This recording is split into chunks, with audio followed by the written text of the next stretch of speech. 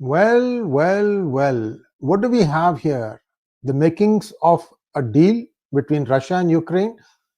Things have been happening very quickly over the past few minutes. In fact, I'm also going to give you one more information.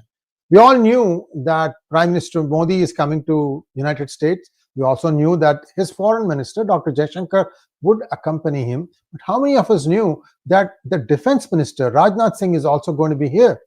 Something big is being planned. As that is happening, and I think India might be sounded out on some of the specifics of the deal that are going to be discussed as far as Ukraine and Russia are concerned. That is on one side. On the other side, we also have a lot of discussions going on. There is an upcoming summit in Germany, and 𝗏𝗍𝗄 𝗥𝗏𝗍, who was already in Europe, had a press conference. So I'm going to share all this with you. Please like this video, and if you have not subscribed to our channel, kindly do so. So here we go. This is the deck, and I'm going to give you exactly what Trump discussed with Zelensky and Putin. First, he called up Putin. He said there are a lot of things. This is a long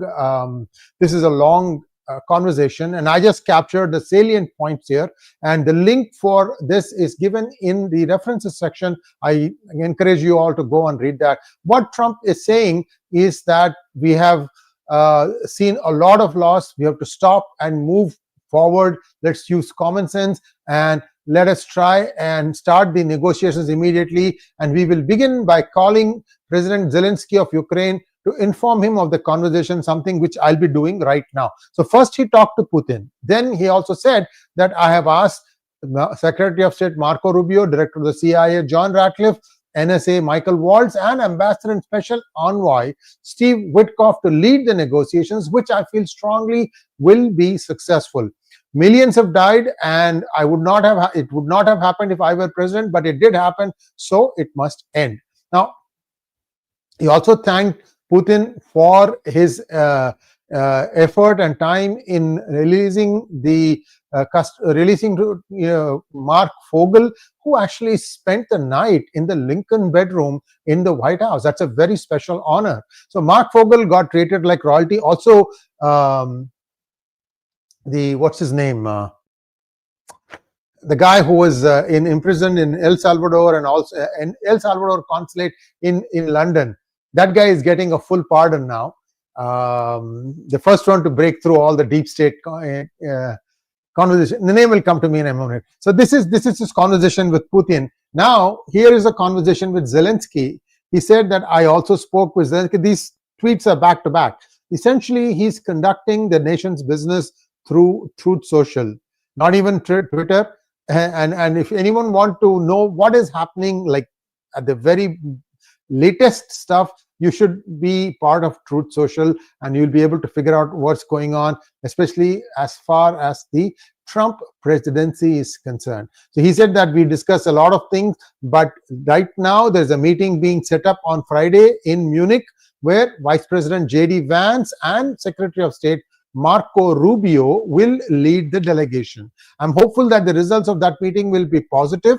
It's time to stop this ridiculous war where there has been massive and totally unnecessary death and destruction. God bless the people of Russia and Ukraine. By the way, yesterday, Zelensky said that he's okay with some of the things that Trump was saying, because at the end of that conversation, Trump said that I see at some point in future Ukraine becoming a part of Russia. I don't know if you followed that conversation or not.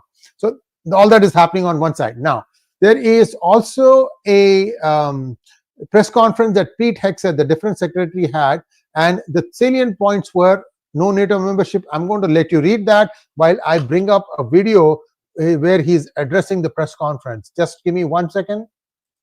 You read that and I'll get you the information. You will listen to 𝗏𝗍𝗄 𝗥𝗏𝗍 himself.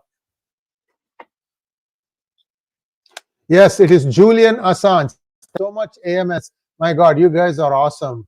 See, I'm kind of short-handed right now, and I felt that I needed to come right back after I did one monologue on 𝗠𝚢𝗏 𝗍𝗏𝗏, but my goodness, this is so awesome. So here is 𝗏𝗏𝗥𝗏𝗏's press conference statement. Here we go. We want, like you, a sovereign and prosperous Ukraine. But we must start by recognizing that returning to Ukraine's pre-2014 borders is an unrealistic objective. Chasing this illusionary goal will only prolong the war and cause more suffering. A durable peace for Ukraine must include robust security guarantees to ensure that the war will not begin again. This must not be Minsk 3.0. That said, the United States does not believe that NATO membership for Ukraine is a realistic outcome of a negotiated settlement. Instead, any security guarantee must be backed by capable European and non-European troops. If these troops are deployed as peacekeepers to Ukraine at any point, they should be deployed as part of a non-NATO mission, and they should not be covered under Article 5. So let me just summarize what he just said. So here's what he was saying. No NATO membership for Ukraine, no return to pre-2014 border, which means forget about Crimea, whatever happened. No US troops, no US troops in Ukraine. And number 4, no more relying on US for the majority of military funding. So basically, Ukraine will be on its own, but there has to be some sort of an agreement that has to be arrived in order for Ukraine to be compensated for the war effort itself. It's not as if they wanted to go to war. It was Russia that invaded them. So what that terms is going to be, or what are those terms, we'll have to wait and see. That is the hard part. Russia says, okay, we'll get all these things, but we'll have to pay for war reparations. War reparations are pretty common, although India tends to be very generous. They should have shut down the military of Pakistan in 1971 and said, you want your 93,000 military prisoners? We completely demilitarize you. We own you. That's how it should have been. But anyway, we don't know what kind of pressure was applied on Indira Gandhi. Certainly not the kind of person that would have capitulated the way she did. But be that as it may, we were not old and grown up, or we were not in a position of influence to try and see if that could be done differently. Whatever it is, whoever was there at that time, whoever I have talked to, they have said that this was completely unexpected. Anyway, long story short, what is going to happen next is anyone's guess, but I think both Russia and Ukraine want to stop the war, and I think things are headed towards some sort of an agreement.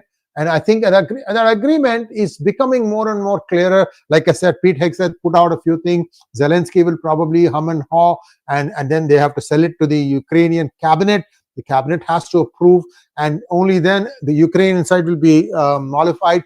But what are they getting in exchange? Those are all the things that need to be considered. Well, we'll wait and see, but at least a strong beginning has been made. Let's wait and see how things play out. That's all I wanted to tell you. Let's take a quick look. If you have any questions on this one, I don't think so. Julian Assange and Edward exposed corruption. Edward Snowden also got a pardon, yes. And they definitely deserve a presidential pardon, especially when Joe Biden's son gets full pardon. AMS, there is a rumor doing the round that Joe Biden pardoned himself also. He pardoned himself also, just like Nehru gave himself Bharat Ratna. I don't know how truthful that is, but be that as it may, that's what I heard. I hope you guys found this thing interesting. It's not going to be long. I'm going to wind up now. Thanks for watching, tuning in at such a short notice. I'll see you all very soon. Namaskar.